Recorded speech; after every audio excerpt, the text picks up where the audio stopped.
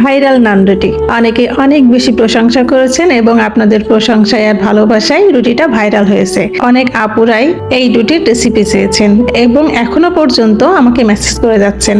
আমি শারীরিক অসুস্থতার জন্য আপনাদের সাথে শেয়ার করতে পারিনি, তবে আজ আপনাদের সাথে এই রুটির রেসিপিটা পুরোটা শেয়ার করব।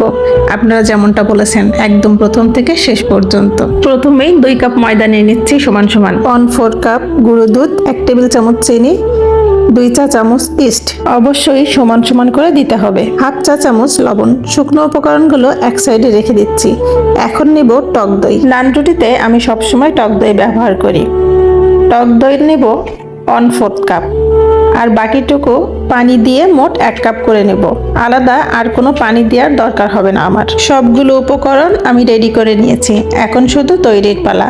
শুকনো উপকরণগুলো হাত দিয়ে খুব ভালো করে মেখে নিয়েছি।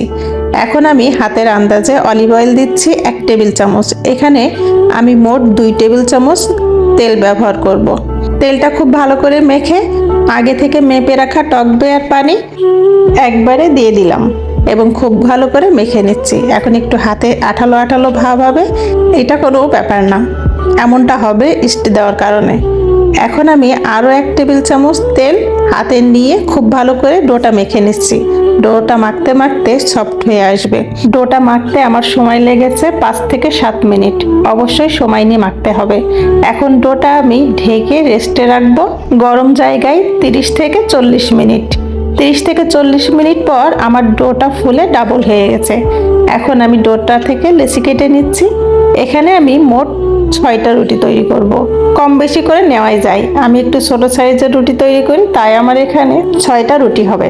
লেচি কাটার সময় হাত অবশ্যই শুকনো রাখতে হবে। ভেজা হাতে এই রুটি একেবারেই তৈরি করা যায় না, হাতটা সবসময় শুকনো রাখতে হবে। লেচি কাটা শেষে অন্য একটা ট্রেতে ময়দা ছড়িয়ে আমি সবগুলো লেচি সাজিয়ে নিচ্ছি। সাজানোর পর একটা ভেজা কাপড় দিয়ে ঢেকে রাখবো অন্তত 5 থেকে 10 মিনিট। এই কাজটা অবশ্যই করতে হবে।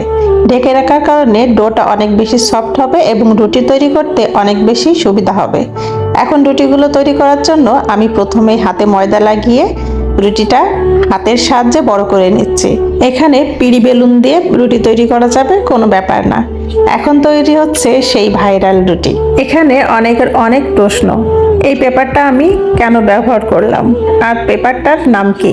পেপারটার নাম বাটার পেপার। আর পেপারটা ব্যবহার করেছি রুটিটা অনেক বেশি সফট থাকে, আমি হাত দিয়ে নিয়ে আসলে ওটা ছিঁড়ে যেতে পারে, এজন্য।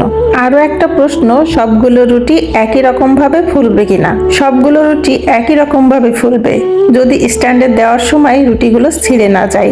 এই যে দেখেন, আমি স্ট্যান্ডে দেওয়ার সময় আমার একটা রুটি ছিঁড়ে গেছে, এজন্য রুটিটা ফুলে ওঠেনি। ওটা যদি ছিঁড়ে না যেত তাহলে রুটিটা ঠিক ফুলে উঠতো। ব্যাস, রুটি তৈরি করা শেষ। আমি আমার মতো করে বোঝানোর চেষ্টা করেছি। এভাবে কখনো বোঝানো হয়নি, তাই ভুল হতেই পারে, ক্ষমা সুন্দর দৃষ্টিতে দেখবেন।